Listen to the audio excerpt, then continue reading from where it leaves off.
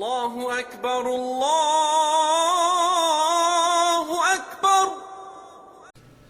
نحمده ونصلي على رسوله الكريم وَلَنَبْلُوَنَّكُمْ بِشَيْءٍ مِّنَ الْخَوْفِ وَالْجُوعِ وَنَقْصٍ مِّنَ الْأَمْوَالِ وَالْأَنفُسِ وَالثَّمَرَاتِ وَبَشِّرِ الصَّابِرِينَ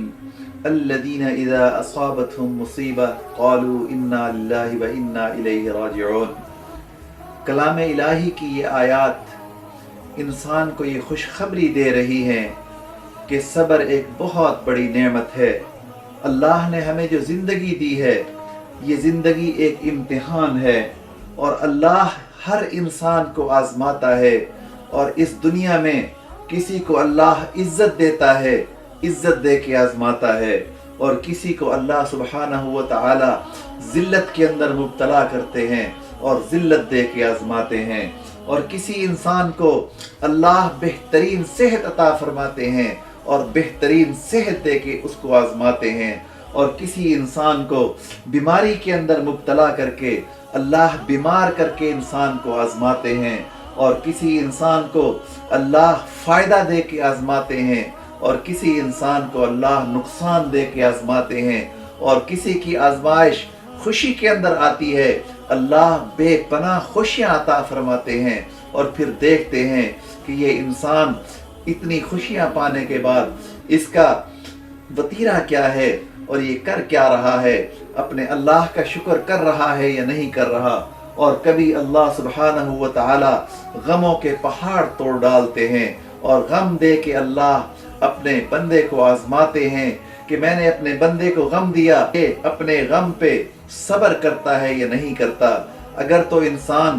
مال کی کمی پہ،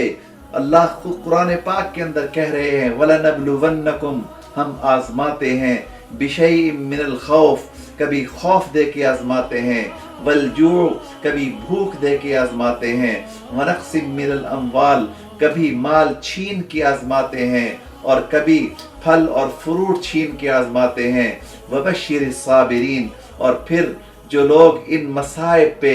ان تکلیفوں پہ صبر کرتے ہیں، اللہ کا شکر کرتے ہیں، اللہ کی طرف لپٹ کے آتے ہیں، اللہ کی طرف دوڑ کے آتے ہیں، اور اللہ کی رضا پہ راضی ہوتے ہیں، تو اللہ کہتے ہیں وَبَشِّرِ الصَّابِرِينَ، پھر ان صابرین کے لیے بشارت ہے، ان صابرین کے لیے خوشخبریاں ہیں، ان صابرین کے لیے جنت کا وعدہ ہے، ان صابرین کے لیے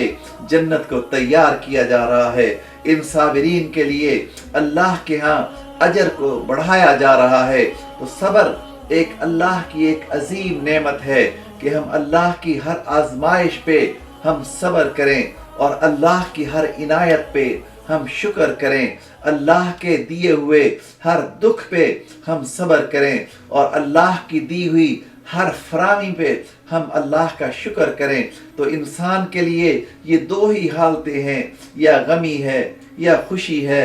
غمی ہے تو پھر اللہ نے صبر کی قوت سے ہمیں نوازا ہے، اور اگر خوشی ہے تو پھر اللہ کہتے ہیں میرا شکر ادا کرو۔ تو میرے بھائیوں، میرے دوستو، ہمیں ہر حال میں، ہر حالت میں، ہر انداز میں اللہ کے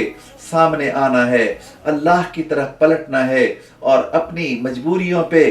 اپنی کمیوں پہ ہمیں صبر کرنا ہے۔ اور صبر کرنے والے، ان کے لیے اللہ نے